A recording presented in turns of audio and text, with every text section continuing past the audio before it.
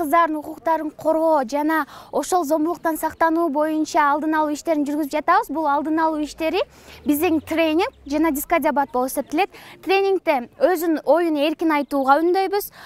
Өзүнүн болгон эчне зордук зомбулук көрөбү же башка болобу өзүнүн оюн айтууга жана аны жашырбоого үгүттөйбүз. Ошондой эле ал эми дискодебатта биз ошол кыздардын жана балдардын ошондой эле балдардын дискодебатта тартынбай бийлеп, ошондой эле дагы ошол биз топтор менен иштегенде да өздөрүнүн оюн айтып, жана ошондой эле эч тартынбоого үгүттөйбүз.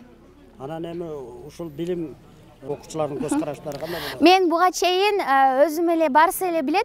Буга чейин мен жакшы дикциям жакшы эмес болчу, тартынчу эле. Мен дагы азыр ушул проектке киргенден баштап мен өзүм бардык жерде мен өзүм оюм терең айта алам. Ошол мага чоң үгүттөө болду жана ошондой эле билимибизге дагы эгерде бир ошол укуктануу боюнча дагы бизге бир суроо берип калса, мен ошол укуктарга таянып, кыздар укугун, балдар укугун ошолорго таянып туруп мен эжекеге жооп бергенге аракет кылам.